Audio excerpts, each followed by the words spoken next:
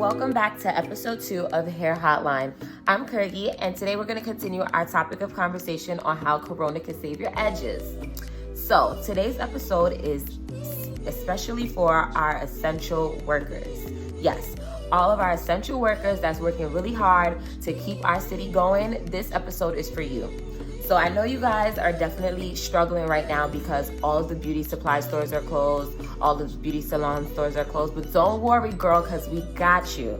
So today I'm going to be helping you on how to stretch your hair and also how to do a braidless braid down for all of my ladies who struggle with doing cornrows, because I know it could be a struggle. The grip, all that, it could get real messy. So I'm gonna help you with those things, but first you gotta watch Lindsay's first video. So if you watch her first video, she's gonna give you all the tea on how to condition and shampoo your hair, detangle your hair, and all that stuff from home and safely. So you gotta watch that video first, and then you're gonna follow her step 1, which is take your wig off, ladies. So the wig's off. Now it's time to show you ladies how to stretch your hair. So what we're gonna need, a tail comb, some scrunchies, clips to hold your hair back, rubber bands, and your favorite detangling comb or brush. Now we're gonna go ahead and start detangling those sections, but first you could kind of see the pattern that I have going on here with my hair. And in order to achieve this, you're gonna part your hair down the middle from the middle of your face all the way down to the back. And then you're going to section off 5 equal parts on each side. Once we do that, we're going to start from the back, and this is where we're going to start the stretching process. We're going to go ahead, make that first section. We're going to braid a single plait. We're going to go ahead and section off into 3 different sections and braid down into a very traditional plait. You want to stretch the hair out as you are braiding, so kind of working your fingers through your hair to make sure each strand of your hair is getting stretched in the process. So that's the first method of stretching your hair. We're going to go on to the second section so we can show you how to stretch another way. And before you judge my parts, please judge yourself. It doesn't have to be perfect. So this method is going to give you more of a stretch than the first method I showed you. So you're going to use a scrunchie, and you're going to use that to secure the base of the ponytail. Now you have 2 options on how to do this once you put the scrunchie in. You can either braid it like we did on the first section, or you can go ahead and do the rubber band method and rubber band it all the way down. That way your hair is going to get the maximum amount of stretch. Also, key, the thicker your hair is, the more sections you're going to want to make, okay? Because the thicker your hair is, the longer it's going to take to dry. And with this stretching method, we are air drying our hair. We are not applying any heat. So my hair is not super thick, but it is rather coarse. So that's why I do 5 on each side. I can go to bed and sleep for probably like 7 or 8 hours, and my hair is going to be 100% dry, even on the inside of that ponytail. So you can do larger parts if you like, but just know it's going to take longer for your hair to dry. We're going to go ahead and use the rubber bands, and we're going to rubber band it all the way down to the end. Like, so you can see the difference between the 2. One that I braided initially, it's stretched, but it's not as much stretch as the second one. So if you are looking for the maximum amount of stretch, I definitely recommend using the second method. So this is what my hair looks like after taking my hair out of the first stretching technique. It's great if you want to do it. However, you are just not going to get the maximum amount of stretch to your hair. You can see my hair still has a lot of kink to it, but it's 1,000% more manageable. So now we're going to start on our stretching technique. So start by sectioning off half of your hair so you can just get it out the way. Once that's done, we're going to go ahead and section off our hair in 3 straight back parts, like we're doing 3 cornrows going straight back. So in total, I'm going to have 6 cornrows going back. If your hair is thicker or longer than mine, I would suggest going up. So doing maybe 8 or 10, because this is going to determine how flat your wig is going to lay. Now that we have the first section of hair portioned off, get our tail comb and create a little box. And once we create that box, we're going to take our rubber bands. We're going to just tie the base of each section of hair.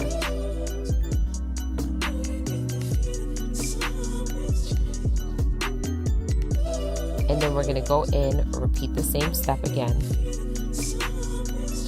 same thing. We're going to grab another rubber band. And then you're going to put the first section along with the second section of hair. And we're going to tie the rubber band around. Can you ladies see where I'm going with this? And we're going to just do that all the way back, using as many sections that we have to use.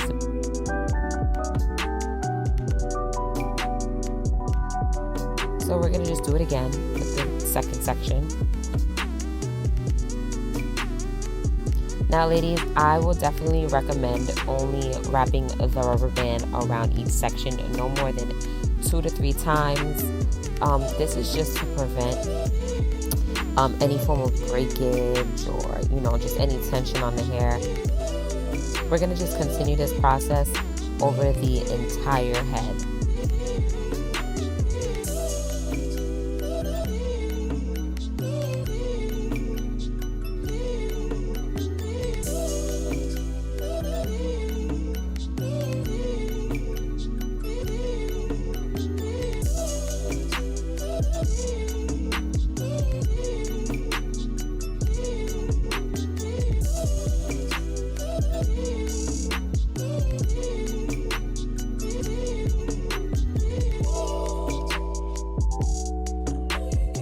Look at how flat that looks.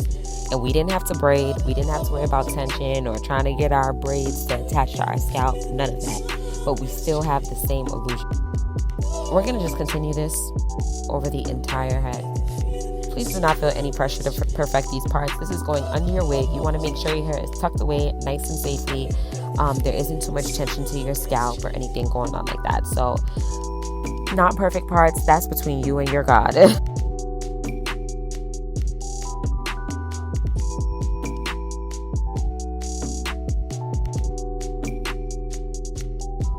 We're almost at the end of our braidless braid down. So now you just want to figure out what to do with all those ends that you have.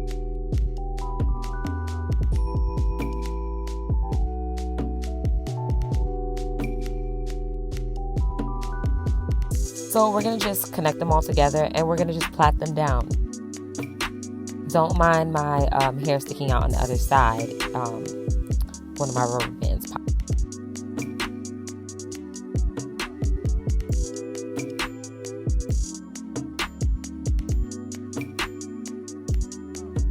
So once we're done braiding, we're just going to take the end of that braid and tuck it into one of our little sections there.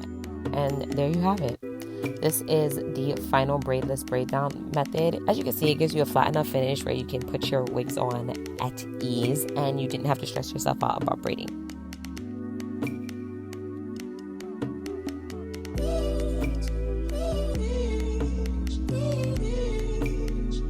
I don't know if you remember what my hair looked like in the beginning of this video, but my wig definitely wasn't sitting like that. Okay, do you see how flat my wig is now? Super duper flat. And we didn't even have to braid to achieve this. Alright ladies, if you found this video helpful, don't forget to like it and share. Thank you.